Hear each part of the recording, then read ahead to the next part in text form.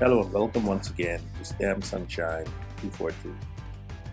Today I'd like to talk to you about energy and the different types of energy. But what is energy?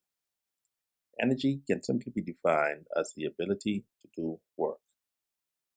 The unit of energy is the joule, which is measured in kilogram meters squared per second squared, or Newton meters in the SI system, or in the US customary units, it's measured in foot pounds. And there are two types of energy. The first type of energy that I would like to discuss with you in further detail is kinetic energy.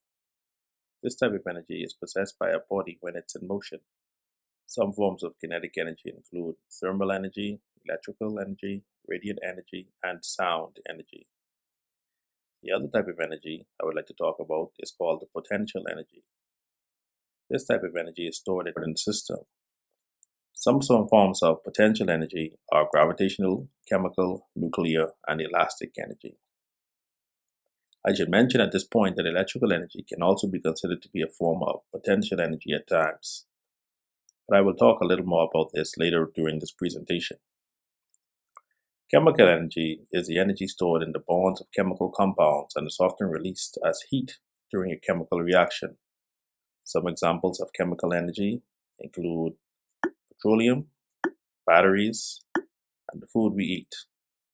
All of these substances undergo some chemical reaction that produce energy. Nuclear energy comes from the energy contained in the nucleus of an atom. In nuclear fission, an atom of an element like uranium is split into smaller components and a large amount of energy is released in this process. This energy can be used in a nuclear reactor to heat water to produce steam, which in turn drives a steam turbine to produce electricity. Nuclear energy also comes in the form of nuclear fusion, whereby atoms are fused together. This reaction also releases a tremendous amount of energy. This process is believed to be the process by which our sun is powered, and researchers are desperately trying to harness this kind of energy to produce nuclear fusion plants here on Earth. Gravitational potential energy is yet another form of potential energy. The gravitational potential energy of an object depends on its mass and location within the Earth's gravitational field. The Earth, like any other massive object, has a gravitational field, and any object caught in this field would be pulled towards the center of the Earth. As the object falls towards the center of the Earth, under the influence of gravity, it can be used to do work. The higher the object falls from, the more work it can do. Therefore, an object like this basketball is said to have a higher potential energy when it is at a higher altitude than when it is on the ground. Elastic energy is energy that is stored in a spring that is stretched or compressed. The spring follows Hooke's law, which states that the work done by a spring is equal to the spring constant multiplied by the displacement of the spring. The greater the displacement, the more elastic potential energy is stored in the spring. And when the spring is released, it tries to return to its original state and can do work in the process. Now let's take a few minutes to talk about kinetic energy.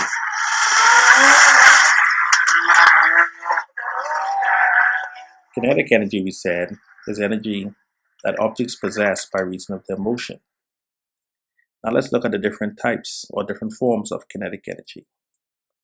Thermal energy comes from substances that have a lot of heat.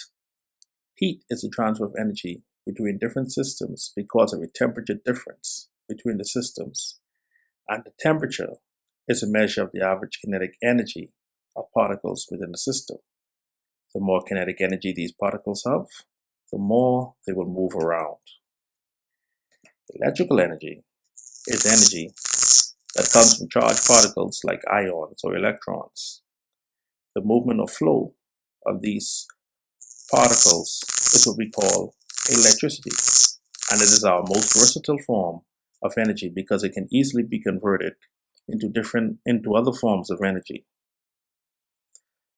However, as we mentioned earlier, electrical energy can also be considered to be a form of potential energy. If we look at point charges in space, we see that these charges produce an electric field around themselves.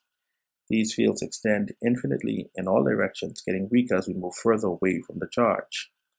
Another charge caught in the field will experience a force of attraction if it is opposite the initial charge, or it will experience a force of repulsion if it has the same charge as our initial charge. This is because opposite charges attract and like charges repel each other.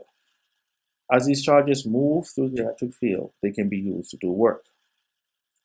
Radiant energy is energy that comes from photons of electromagnetic radiation. When electrons in an atom are temporarily excited, they give off small packets of electromagnetic radiation called photons. These can be radio waves, microwaves, X-rays, or visible light, and these photons are constantly in motion. Sound energy. Sound energy comes from the vibration of matter, like metal, or a fluid like air. The particles of these substances are temporarily displaced as energy waves move through the material. In the case of air, when this energy wave travels through the air, it reaches our ears and this is what we call sound. So let's briefly recap what was discussed.